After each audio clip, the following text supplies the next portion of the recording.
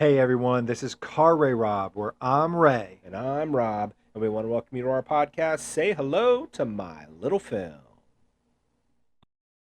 Hey there, it'll be just a little while till Ray and Rob spit their spittle. Come on, check out of the hospital.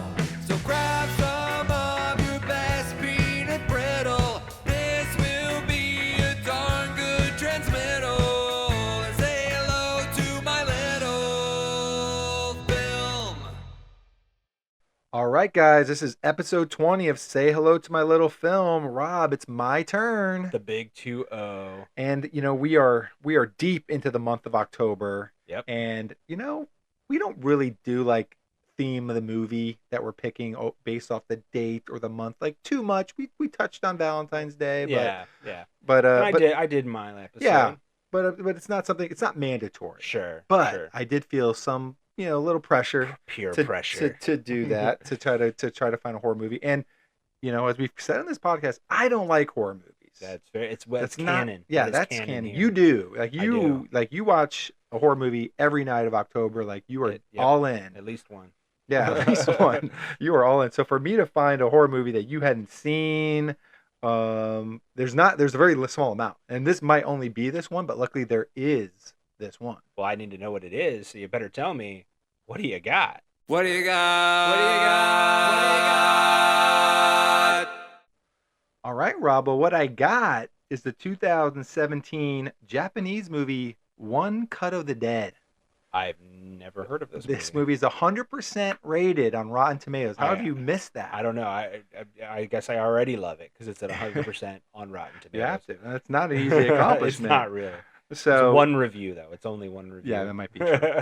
Now, the thing about this movie is really you have to know as little as possible about this movie, I think, to actually enjoy it. So okay. I'm going to tell you I'm going to basically read to you almost verbatim what it says, like the most basic review of this movie. Uh-huh. And here it is. Here we go. Here we go. All right. It says, this is a movie. Oh boy, no, hold on. This is a movie. That's it. This is a movie. Yeah, no, here it is. So, a film crew filming a movie about zombies is attacked by zombies. Okay. That's all I'm going to say. And the reason why I even said that much is because it's true, but it's not necessarily 100% true at the same time. You're lying to me. So, yeah. So, if it's something of the dead, obviously there's going to be zombies in it. One Cut of the Dead. So, yes. Right. So, thank you, so I'm not George gonna say, Romero. I'm not going to say much more than that. Even if it would help the podcast to tell you more, I'm not going to. I'd rather hurt the podcast and help your viewing experience. But well, it's fitting for our 20th episode anniversary because I did this to you on episode 1 with the babysitter. I told you don't know what this movie is going in, so it's fitting that you would do this to me now. And then you're right, and I'm glad I'm getting the opportunity to do it. This movie's won a lot of awards in Japan, and so I'm excited for you to see it. But I'm gonna give one more preface to this movie. Oh boy! Get through the first 35 minutes. It's awful. People have quit on this movie at that time and regretted it. Okay, well, I usually it's hard for me to quit on a movie like that. This movie will push your limits. It'll push my limit. Well, I do love zombie movies. I do. I think it is an oversaturated market. No matter how you slice it, the original Dawn of the Dead is absolutely my favorite zombie movie of all time. So I usually will give these movies at least a fighting chance because there's a number of them that I do enjoy. Yeah. But we'll see. We'll see. The gauntlet's been thrown. We have to see, and like I said, you'll know exactly why I say that at the 35-minute mark. But you got to get through the first 35 minutes to really appreciate everything this movie is going to try to do. So. I'm kind of nervous if you're going to like it as much as I do. I think you're either going to hate it or love it. I don't think it's going to be right down the middle type deal. This is interesting. Yeah, I don't feel like you come to the table a lot with a movie like this where you're unsure if I'm going to like it. It's usually my bag. Well, it's so funny because to me, I find it a little bit divisive in that way. I love it, but I feel like, oh man, so many people would hate this. But it's rated 100% on Rotten Tomatoes, so I guess nobody does. But I'm just like, I can't imagine that. Yeah. Yeah. Oh, absolutely. Yeah. No, I'm welcome to my world. Welcome to my world. I'm bringing you a movie that's critically acclaimed that I don't know if you're gonna like. Right. So Yep. Yeah. So now the shoe's on the other foot. Right. Challenge accepted, everybody. Challenge accepted. All right. Well, now that same challenge is going to all the listeners of the podcast. If you guys haven't seen One Cut of the Dead, pause the podcast, go check it out, and then come back and see what Rob thought of this movie that I love. Ray and Rob are currently watching The Film. You may be also watching The Film.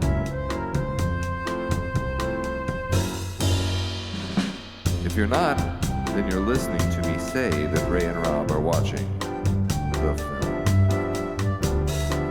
They'll be right back when they're done watching The Film.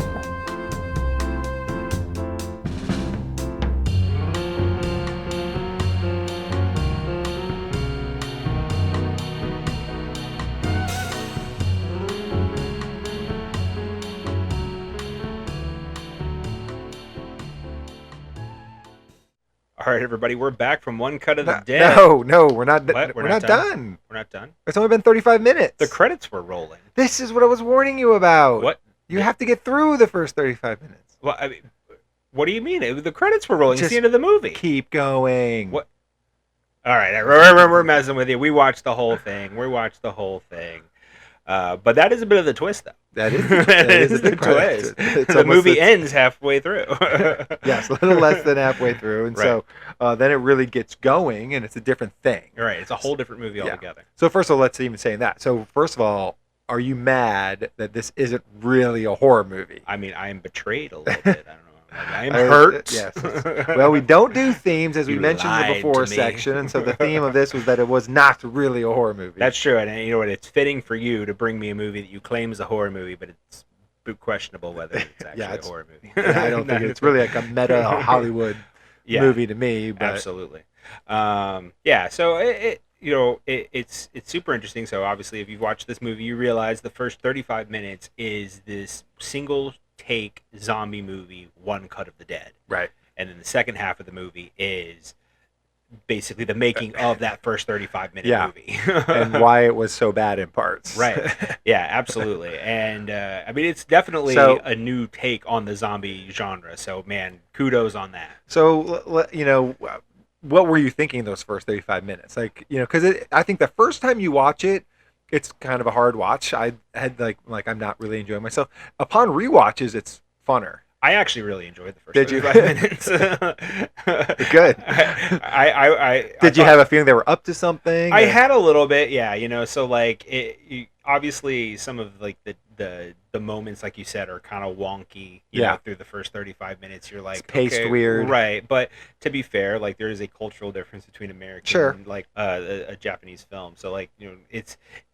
So I can kind of let some of that stuff go. Like the comedy's a little different at Yeah. times, and comedic moments hit differently on either side of the Pacific. But yeah, but I did have I even had in my notes like another level removed, like because it was like them filming a horror movie, and I'm like, I have a feeling there's another level behind beyond this level. Yeah. Yeah. So I did kind of get that possibility a little early on. Yeah. Well, that's good. Because like I said, to me, I thought the first 35 minutes when the first time I watched, I think it's really 37 minutes, but who's counting?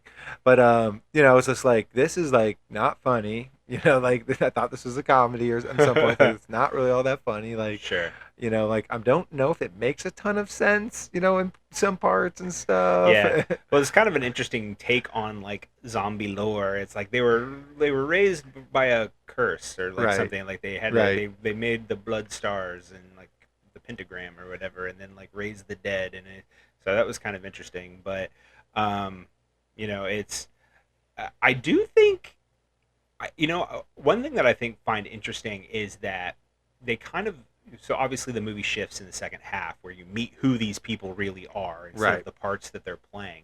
But the fun part is I think you kind of imprint the parts that they were playing the first 35 minutes onto who they are in the second act. Sure. The second half. Yeah. So like if you do find yourself kind of emotionally connected to any of the characters, in that first 35 minutes, you find that challenged a little bit in the second half, and we'll get into that with some certain characters for sure. But Yeah, because you almost see their arcs backwards. Yeah. In some ways. sure. and then you get to get explained as you kind of rewatch the making of Right. the first 35 minutes. You get to kind of, you get the making of that arc and how it happened. Yeah.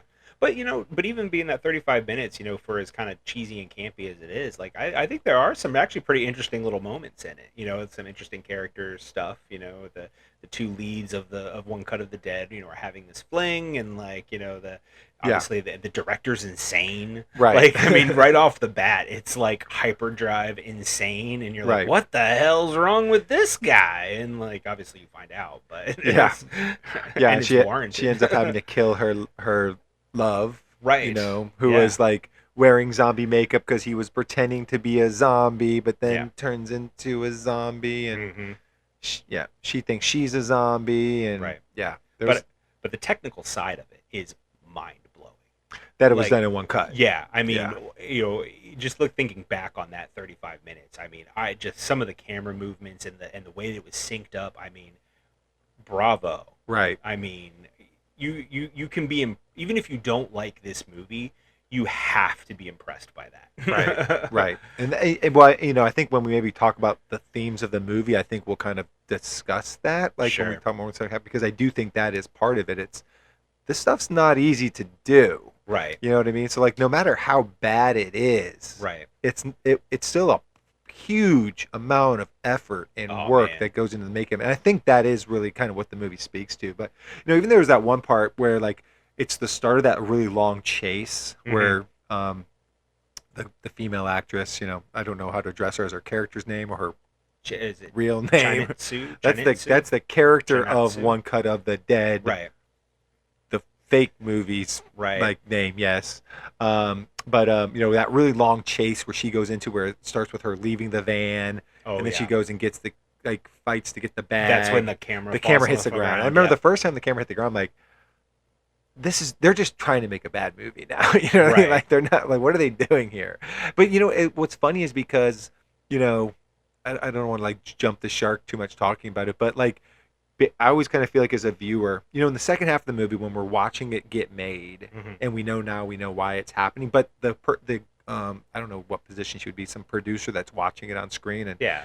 she doesn't know what's going on. So she was like us in Right. the first half of the movie, Right. where we're like in the loop, and she is where we were sitting, and she Right. is saying some of the things that we're like, what the F now is going Right, on? You know what I right. mean? Like, why is the Why camera do you sitting on the stop? ground? Right, yeah. I don't get this. Right. So I think it's kind of funny that she kind of takes your role as you kind of more take a different role when you watch it again. Definitely.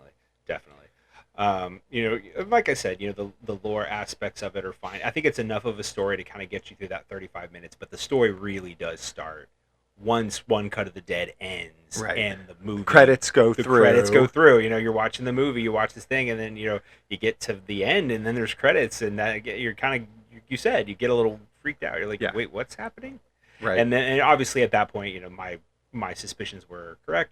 Then Yeah. the The whole thing The changes. whole thing changes, and then you remove to this next level, and you are with all of these actors and kind of like having that put together. Yeah, and the film is like visually, it's completely different. It's like high def now, as Right. opposed to like being like handheld. Yeah, like 16 millimeter Yeah, handheld. it's tonally, it feels like, I kind of write in my notes like it feels like a TV show, and Yeah. that might be a cultural thing, but they are making a TV show, so I don't know if that wasn't on purpose. Thing that almost feels sitcom-y at times, like Sure. you know what I mean. The way they do the credits or the introduce, there's some musical overlays that are very like sitcom-y, Right. reminiscent to me. And then you start to we see the guy who we know as the director, Right.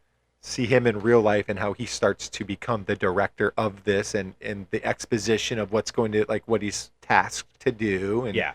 I don't know, it starts to get interesting, and I think you see where all the breadcrumbs were leading you to. Well, definitely, and again, kind of going back to this idea of knowing who the characters were in the first 35 minutes compared to who they are now. Right. You kind of see a change. So in the director, and like I said, Just a he's psycho. insane, right? Like he's yelling at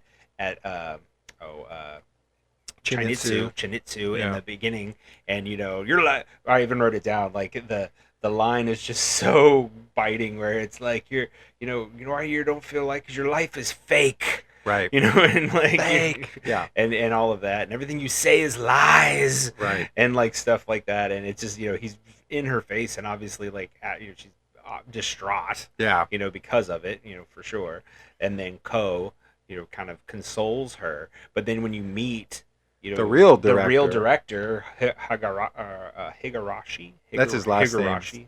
Takayuki. Higurashi, yeah. Yeah. He is completely the polar opposite. Such a sweet he's man. the sweetest guy. He doesn't Yeah. like he is so unassuming, and he does not think about think very highly of himself, which I think is kind of funny. I have the line. Oh, where does it go?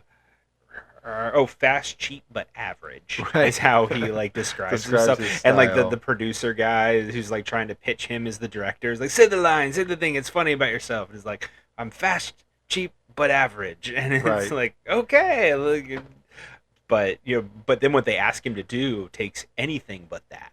Exactly. You know what I mean? Anything but average. Yeah, it's a crazy idea to try to do this 30-minute TV show live. I was gonna say, not that's just kind in of one cut, but it's live. Well, and another thing that's revealing about him is you remember when his daughter, I think, is telling him about, or no, he's telling his wife about the accepting the job, and he's like, there's no way this could be done, and she's like, did you say no? He's like, no, of course I didn't. He's like, yeah, I knew you wouldn't. You don't have the guts to say no. So it's like, oh, this is just a cowardly average man. Sure. But also desperate, he wants that opportunity. Like, obviously, I'm sure this is really sort of reading between Biggest the lines, thing. maybe the biggest thing he's, had the opportunity to do. So, he's not going to say no. And as we learn more about him, we know that he really doesn't have it, his daughter's approval. She thinks he's lame, or, right. She doesn't give him a lot of the time of day. When you have teenage kids, they, pull away from you, and I feel like he's going through that too. Sure, and she's got a little bit of the fake director in her as well, because she gets a little crazy when she like yells at the child actor about fake tears versus real tears. Like, whew. She is more like the director we saw in the first half of the movie. Right. Calls the mom an old hag. Don't listen to that old hag. Yeah. Old hag, are you talking about me? Like, it's... Yes. Yes, it's something about child labor laws being broken that she didn't agree with. I Sure. don't know. But it sets up an interesting dynamic, because obviously she wants to do what he does, but she has the intensity that he doesn't necessarily have. So we kind of go through a journey through the process of making this, and we'll get into it, that I think is actually very interesting.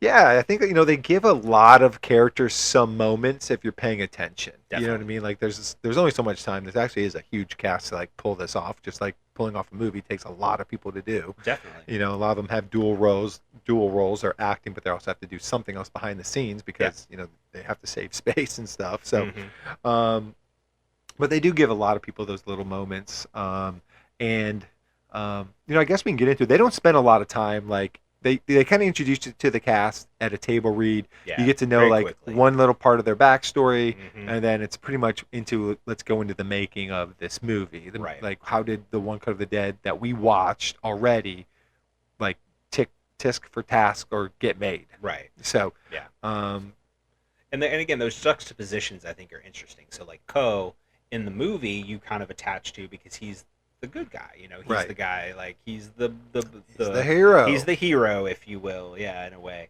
And but then his real life counterpart, Kazuaki Kamiya. Yeah, Kamiya. Sure. We'll go with that. Kazuaki Kamiya is what I would say. I apologize for We're that. trying. We're trying. I am so sorry if you are out Sound there. beautiful when they're said by other people. Exactly, not by me though. And but he's kind of a douchebag. Like, he's just like self-important and just like he's like that teen heartthrob actor kind of guy. Trying to think like everything's just so deep. He sees things at a different meaning than other people. He basically overthinks. Yeah. And calls that intelligence and intellect. And then Chinetsu, who is real movie name is Aika. She's the she's the pop star, and she doesn't want to get dirty, and she says it's because the agency won't let her, and she doesn't think she can cry, and she wants to use fake tears. She doesn't really want to act. She wants to be in the movie, but she doesn't want to do any of the hard stuff. Right. So it's and then you get introduced to a couple of cast members that don't end up in the movie. Right. There's the the original makeup artist Yes, and the original director. and the original director, right? Right. So that's the kind of the fun thing. So they get mixed in, and you're like, wait a minute, well, what happened to these two? Yeah. And then Because okay, we well, know, something's gonna happen. we know the makeup artist is now, we find out is the second half of the movie is played by the director, his Right. wife, I think. Takayuki's wife. Yeah, and I think she's just referred to as now in the Harumi? movie. I think or Harumi is her Okay. is her name. Yeah, so she takes over the role because she's an ex-actress, but she had to give up acting because she gets too deep into her characters. Which you kind of see in the first 35 minutes, when she kind of like goes stone faced and Right. like, I'm calm. I'm very calm. And you're like, She'll okay, kill you. She'll kill you. right? So yeah, and that the whole build up to that obviously is really great in the Yeah. second half, where you're like, why did you leave acting? Right. Yeah, and then Takayuki, obviously, as we see in the first 35 minutes, takes over the director's role. But you can kind of see as they're getting ready to make this movie, Takayuki's not having a good experience. He doesn't really like anybody he's working with, Right. and then I think that scene that you mentioned, like that first scene that we introduced him, where he's screaming at Aika, Yeah. the girl. Now we kind of know, like, because he was improvising that part, Right. and that's not how the original actor was portraying that part. No. But now we know because of all those things we just said when we described her. She is fake. She doesn't want to get dirty. She doesn't want to, she doesn't want blood. She doesn't want to actually cry. And so when he was yelling at her about those things, Right. he was being serious in that moment. And then when he goes after Ko, like, this is my project, not your project.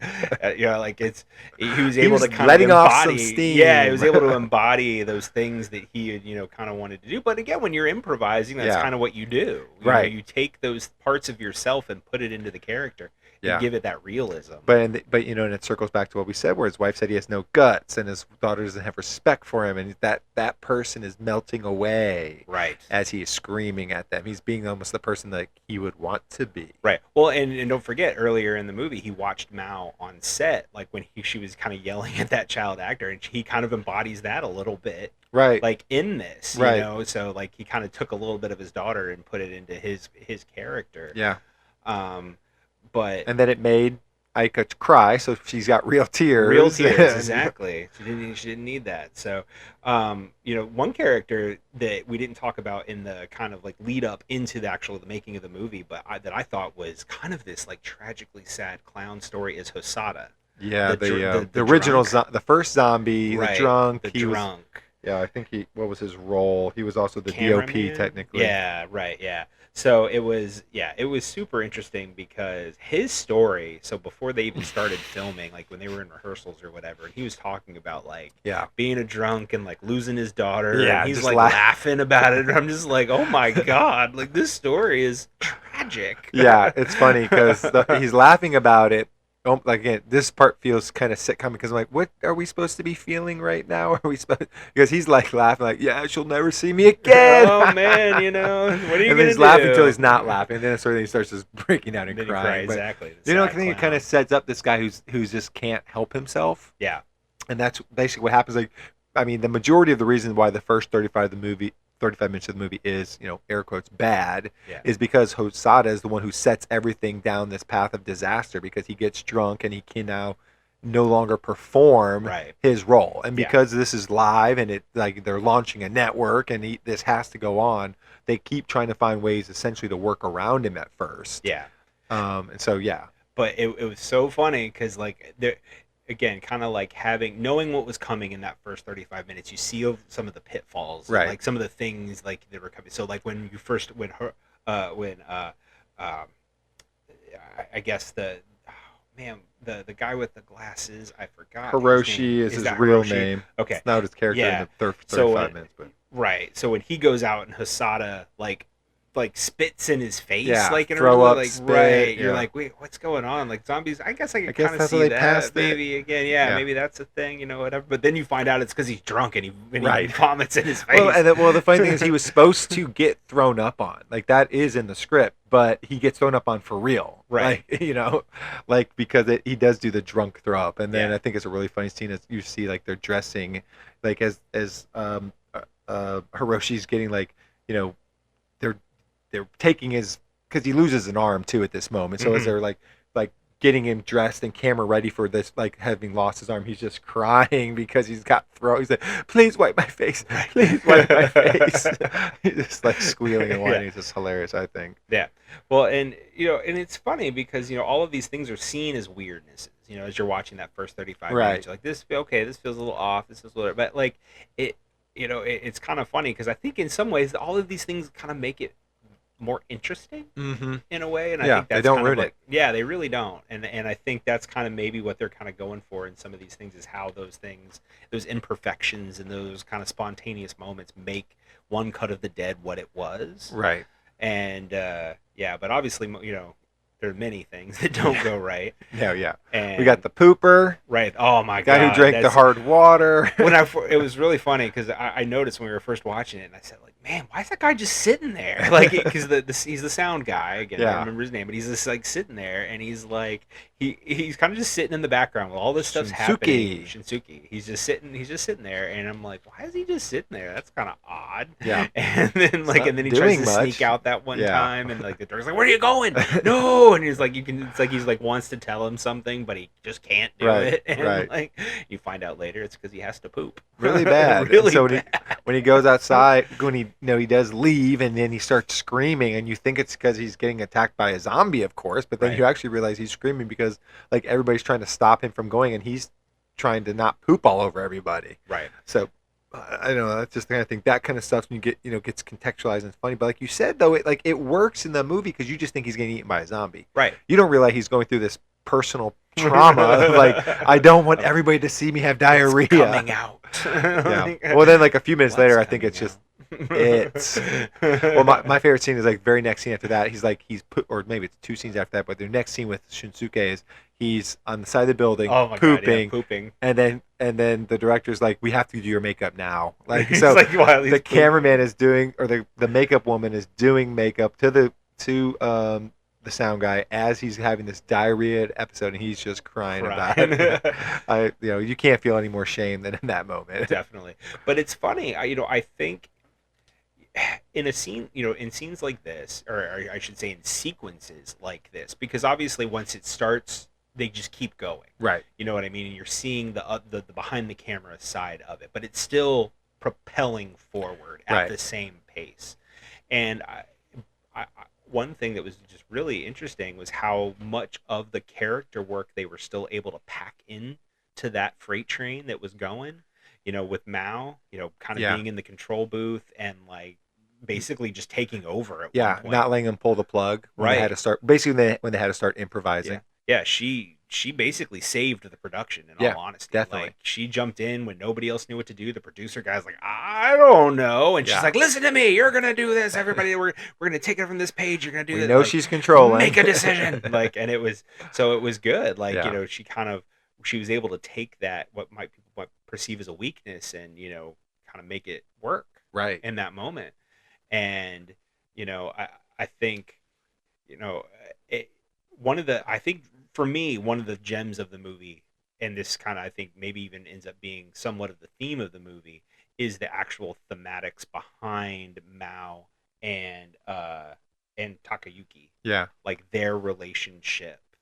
And, kind of taking a step back for a moment when Hosoda was talking about his daughter and like all of that, then it like cuts to Takayuki in his apartment with all of like the pictures Of him and his of daughter. him and his daughter when she was young, and like with the camera and like her on his shoulders and like all of that stuff.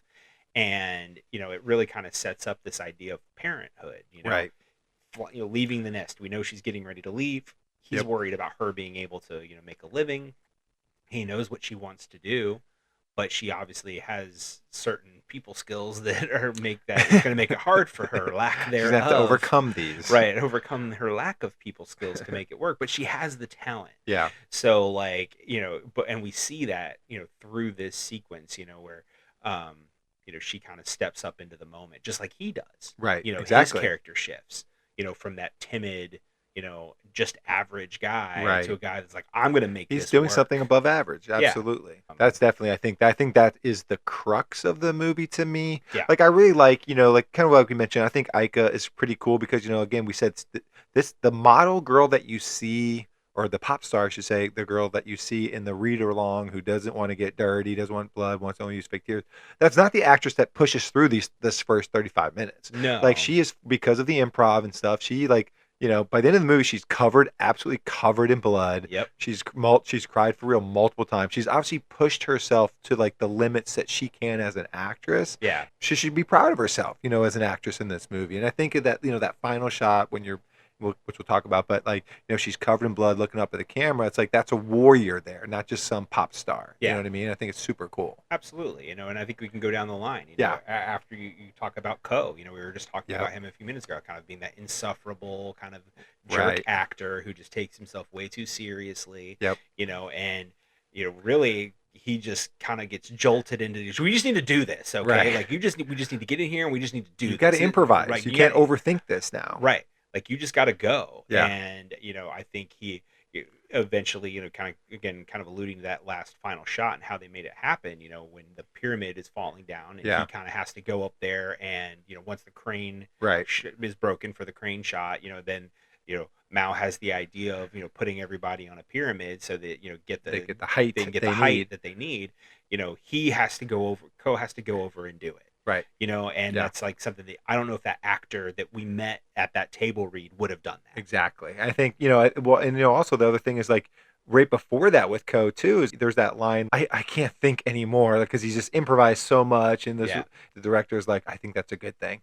You know what I mean? Right, And yeah. I love that about him. And then I think you're right. This whole crew, as we kind of mentioned, like the read-alongs, it was a horrible crew. Yeah. They were really hard to work with. Like there wasn't really anything good to say about any of them in the moments there.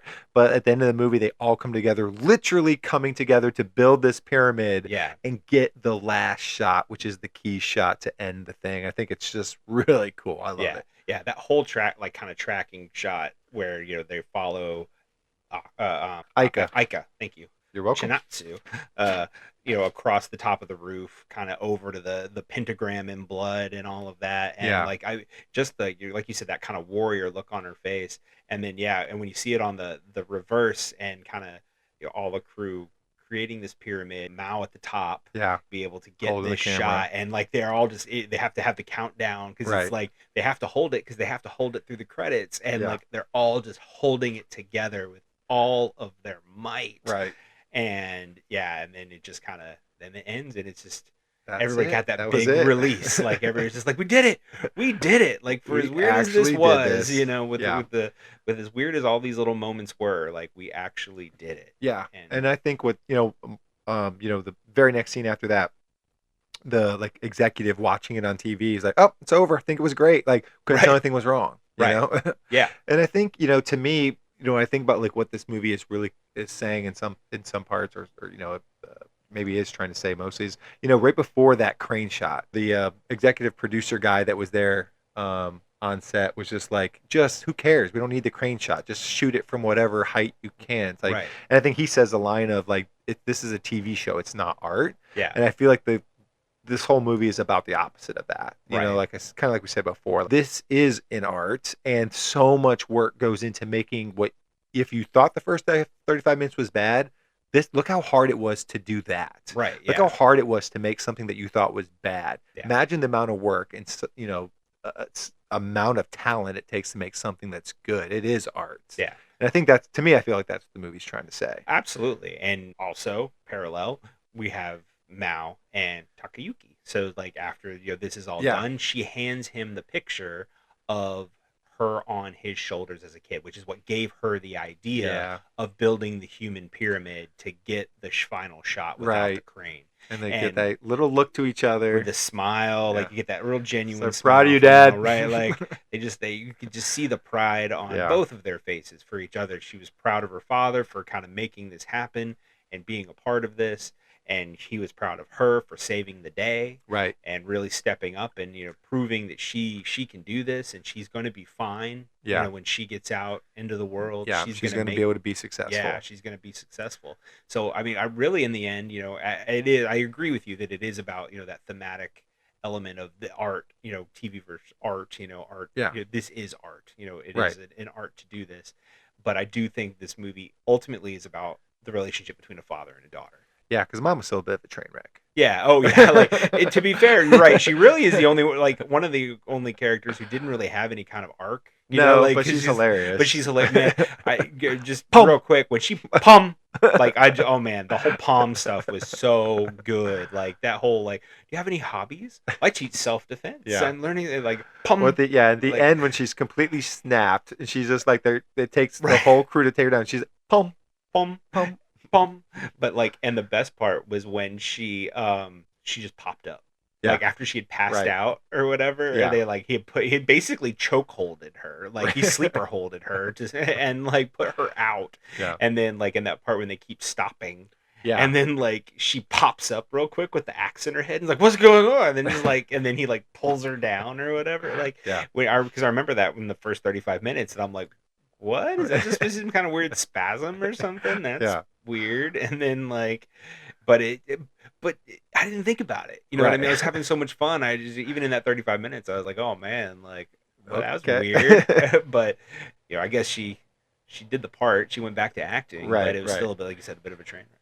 Yeah, she still gets her issue is she gets way too deep with her characters. And that's basically what happened here because I guess a lot of the part in the first 35 where she's trying to attack Aika was not really supposed to happen. She just went off the rails and was Right. improvising to the point where she's like, "No, I must kill you." I'm calm. I'm very calm. And she even said that She to was hilarious. Takayuki at one point, Yeah. when Oh, yeah. when they were outside before that part, and Right. where they were, and you could tell that she was kind of snapping. Yep. And I think didn't she yell at Ko at that point or something? She yelled at Yeah, somebody. I think so. Yeah. So it was really funny. Yeah, it was. But it was really clever. I will say, there are things that you kind of see in the making of in that second half where if you were going to make a movie like this, stuff that was really clever. So even though they had a backstory for why the camera went on the ground, we Right. mentioned earlier, the camera guy got hit and Threw he his was back having a out. back and was finally the other op got her opportunity to stand up and take the camera and keep going. Yeah. So that was her little mini arc, which I thought was great. Yeah. Gave her something. But it also kind of gave time to reset on the opposite side. Right. And then when they're on the rooftop and when they were so focused on Aika, when she's screaming and even when the producer this is going on really long, right? Yeah. But it was because they were setting up Harumi with the they axe were in trying her to head, take her you know what I down. mean? Right? Yeah. And it worked because that would be time when off camera when you're able to kind of set up this thing. There's a lot of really cool little techniques like that they did during that 35 minutes that I just it's mind blowing how good it was. in that Yeah, I regard. think when you enjoy the second half of the movie, it's because you really do enjoy, I think, looking at that little stuff. Yeah. Why was he why was Ko freezing every 3 seconds at the very end? Like you said, Right. they were trying to build the pyramid. Every time Right. the pyramid wasn't working, they're like, stop, hold on, we can't get there too quick. The pyramid is not ready. Yeah. And then why was she crying for so long? Oh, it's because they were trying to get now in the movie it was the Harumi or whatever, the axe in her head and Right. knock her out, Knock basically. her out, really. So it's just really kind of fun. Why was the camera on the ground so long? Oh, the cameraman blew his back out, and Right. the assistant had to take over. So it's really kind of fun to kind of see those things that you thought were glitches, Yeah. or just bad filmmaking at first, Yeah. have it explained away. Yeah. But then, to add another level to it, in all honesty, over the end credits, you actually get to see them making the actual first 35 minutes, which is not, it's not what you see as being the back half. So it's another level removed because they really made that first 35 Right. minutes as a professional film crew. Yeah. With the mistakes in place. In one cut. Right, yeah. in one but cut. doing it on purpose. But yeah. doing those things on purpose, knowing they had to have that, Yeah. cut in the backstory. And the special features, Rob, that is you can watch that. That was I'm filmed on a GoPro, and that you can watch that. I'm gonna do that. Yeah. I'm definitely gonna do that. Again, really mind blowing sequence. Thinking back on it, I keep picking out moments where I'm like, oh wow, that's just super cool. And the movie how comes they at did you that. quick. So It does. you watch the first 35 minutes and you're like, okay, what? Then you got about 10-minute break where you're introduced to the characters, maybe 15, and then it's back into, all right, this is what happened. Yeah. This is where the first 35 minutes. So it paces like a train, like a Yeah, it's a speeding freight train. train. Yeah, it keeps going. But it works. No, yeah. Because like you said, in that speed, the amount of the fact that they're able to get some of those themes that I was mentioning, the fact that we get all these little character moments that just make it a little bit rewarding for him, and him. like to do that in the pace that they were doing it, and a lot of it being in one cut and stuff, it Yeah. was really impressive. Yeah, yeah. And like I said, utilizing your time. That first Yep. 35 minutes, setting up certain character elements there, but then really delivering on them. In the second time, you have to see that again. You know, Mhm. that same sequence Yeah. again, just from a different angle. And yeah, really. They do a good job too of like doing the first 35 minutes again, but doing it different enough where you don't necessarily feel like you're just watching the same thing again with more Definitely. context. Like For sure. it's shot differently. You sometimes you miss big segments of the first 35 minutes because you're watching the behind the scenes that go into it. So, Right. So it works. It just works. So all right, Rob. Well, I mean, let's not belabor a dead zombie here. The Walking Dead. Did you like this movie? I was a little iffy. You were a little iffy. Well, you told me in the beginning that I would either love it or hate it. I did. And it wouldn't be down the middle for me. No. And you were right. Oh, I good. love this movie. Yes. I love this movie. Are you gonna rate it 100% so on Rotten much. Tomatoes? You know what? It would be pretty darn close. If it's not 100, it's in the 90s for sure. But yeah, it's like I said. There were so many layers to this movie that just worked. Yeah. And I think the greatest thing about it is that it's not a zombie movie per Right. se. You know what I mean? And it's again a kind of another way to kind of take that genre and turn it on its head again. Mhm. But I think, like I said earlier, the thing that really sold me on this movie is that it is really a story about a father and a daughter. You know, Yeah. with all of these things going on with this, and these impressive filmmaking techniques that they're kind of doing, to do this one shot, I think the best part is still the father-daughter relationship and what comes That's the out in stuff the that end. hits. It is. It really is. And it's commendable, like you said, to pack as much story as they did into this movie, even for some of the smaller side characters. Mhm. And yeah, I mean, it was a ton of fun, a metric ton of fun. I actually probably was leaning more toward that you were going to enjoy the movie. I thought the meta part of it you would really enjoy, yeah, I the loved making it. of the movie. Yeah. I didn't want to oversell it. Sure. And I do think, the first 35 minutes, if you think that's too much of a grind, maybe the back half would have enough. Like the back half has a lot of work to do to overcome that, Sure. potentially for some viewers. Sure. But I think it does. But yeah, so I didn't want to oversell it to you. I had a feeling you were gonna. Well, like it, though. Yeah. I love movies about making movies. Right. So Right. I think this kind of definitely falls into I that think this is one of the better one of those, in my opinion. I don't disagree. All right, Rob. Before we get out of One Cut of the Dead, tell me recently what you've been doing, what you've been watching. Let's see. As I kind of did with Phantom, it's that October season, so I Yep. watch a lot of horror movies, and I do rewatch a lot of horror movies, more to the point. So, but I did watch a couple of new ones. So I watched one called Oddity. That's odd. It is. It is. But it's actually a really good Oddity. It's on Shudder. It's a Shudder original. I subscribe to Shudder. You love Shudder. I do, and I subscribed to it earlier this year, late last year. Haven't looked back. It's Yeah. great. Like and to be honest, it's a great streaming service for their original content, let alone just their library, repertory yeah. content. Like their original content is almost worth price of admission on its own, and this is part of that.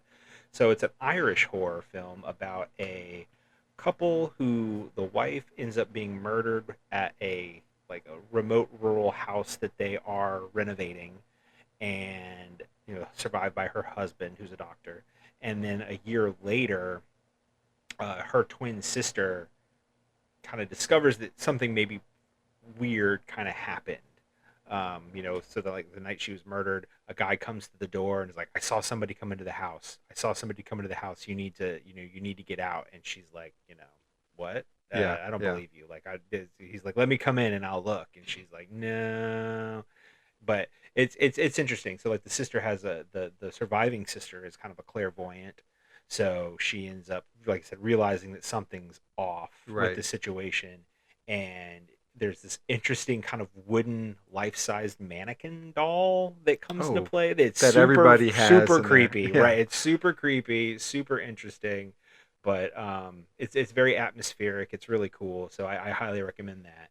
And then I watched, Max recently released their new adaptation of Salem's Lot. Right. As you know, I'm a big big Stephen King fan for the books, Oh, so sure, I've of read course. Salem's Lot, amongst many others. And it was good. Like it was fine. I will say it's always hard for me. The good fine description is not the best, It's though. not the best. No, it's not. It's not. It's hard for me to with Stephen King adaptations. Again, I'm Right. such a huge fan of the And obviously, books. Like Stephen he's such King a feels great the writer. same way Well, for for the a lot most of it. part, for a lot of them, for some of them, he definitely feels that way. And this one kind of was in development hell a little bit. I think it kind of got delayed multiple times. I think partially because of the pandemic and Yeah. some other stuff. But it finally came out. I think it's relatively faithful, in all the ways that it should be. I think production design wise, like it fit for what they were going for because it's period. It's not like Right. they're trying to update it and make it modern or anything like that. So if you're a fan of the book, it's worth a watch, and it's probably better than the original like made for TV movie. If Right. you really want to, because I mean, again, like that was hokey in its own way. But yeah, so again, you're a fan of the book, give it a watch. You may not love it, but it's a perfectly fine adaptation of the book. Cool. But one thing I did want to mention, and this is a shameless plug for ourselves, if I can do this. One thing Okay. I did Well, rewatch. you definitely can. One thing did rewatch is The Babysitter. Oh, episode 1. Episode 1. So if you have not listened to episode 1 of Say Hello to My Little Film, go and check out The Babysitter and rewatch it. We did a double feature of the Samara Weaving movies. We watched that and Ready or Not, which I don't know if you've seen. I haven't, but I was wondering why you didn't watch Babysitter 2. Because it's not as good as the first. But Yeah. I hope I may slip it in at some point. But but Ready or Not is another great Samara Weaving movie where she marries into this kind of board game magnate family, and on her wedding night, she's like the tradition is that they have to play a board game Okay. or just a game in general, and it kind of takes a very dark turn. But she's board games do. Yeah, sometimes There's really they do. competitive ones. Exactly. But yeah, Samara Weaving is fantastic in both The Babysitter and Ready or Not. So Cool. you should check out Ready or Not. Okay. Everybody I'll else think listening about it. should watch, or I should say listen to watch The Babysitter and listen to the first episode of Say Hello to My Little Please Film. do. Throwback. So what about you, man, though? What have you been watching? Not a ton. We've had some technical difficulties around our area. Yep. Recently. We've been impacted by some hurricanes. So went some days without power, but once we got power back, I did kind of get back to finishing up some series that I was really close to finishing up. And this is, speaking of callbacks, I'm struggling here, but I finished Slow Horses season 4, and I think maybe in one of our first 2 episodes I talked about finishing up Slow Horses season 3. So you may have. so, I know you've talked to me personally about Slow Horses. If I can't remember if you said that. some people can go back and listen to the first couple episodes and let me know if I did. That would be helpful. Either way, we just want to get those numbers up on those early episodes. Definitely. So do that either way. But yeah, Slow Horses though it's on Apple TV Plus. Gary Oldman. It's to me it's like the best spy show on TV. It's really good. People should check it out. It's a whole season. It's 6 episodes. The great thing about Slow Horses is at the end of the season they show you the preview for next season. So it's like it's already in the can. It's already been made. Now we just need to I'm like just release it now then. Right. But it's definitely coming. A lot going on. Does all the spy stuff that you'd expect. Does it really really well. It's definitely worth a watch. It's really cool. The other series I finished, which I wasn't as excited about, but I had to give it a try, was Rings of Power season 2. Oh yeah, I haven't started yet. Obviously, I watched season 1, but I haven't started season 2. Yeah, yet. it was hard for me to get into Rings of Power. Yeah, I thought the first season was fine. Yeah, but there's just so much going on that you're like, it definitely feels like it's trying to be Game of Thrones, like because there's like with this multiple storylines. Definitely. And you don't really know where they're going, so it's kind of like, what am I watching? Like what's you're not. There's no clue about what the payoff is. I will say in this season, it's much of the same, but at least the characters' motives are cleaner.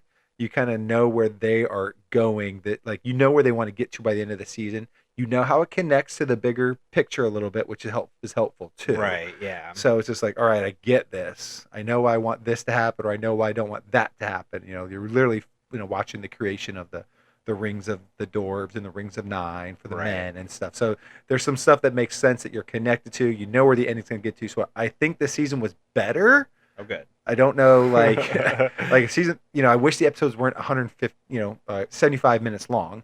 That's but because it's crazy. like just you could trim this up just a little bit. Sure. But I'm not invested enough to want to watch 75-minute episodes. But anyway, season 3, I would definitely give it a chance. I think they have to make. I think the deal was that they had to do 5 seasons. They weren't allowed to cancel the show. So Oh wow! I think a lot of shows probably want that deal. How can they do that? How can they get that? You'd be deal? the Lord of the Rings content, right? So, Exactly. but yeah, so I watched some that. So pull. maybe a little bit of an upswing. We'll see. I don't know, but it's still not great. Okay, well I'm still gonna watch it. It's better. I'm It's still better gonna than jump season in. 1. Okay, you sold me to at least give it a shot. Yeah. I will definitely do that in the near future. All right, Rob. Well, I think we've wrapped up One Cut of the Dead, and that concludes October for us. Pretty good October. Successful October. We had 2 for 2. We both liked each other's movies, and so we are done. October's done for us, but it's not done for the audience. Nope. We are asking them to please like the podcast, subscribe to the podcast if you haven't, leave us a review. If you leave us a 5-star review, we will read it live on air someday. Yep, we were definitely planning on doing that at some point in our life. Yeah. At some point. Over. If there is a comment section on whatever platform you are listening to, by all means, let us know what you thought of One Cut of the Dead. Did you love it? Did you hate it? We want to hear about it. Also, any recommendations that Ray and I should hear about another movie that we should check out. We always love to see that.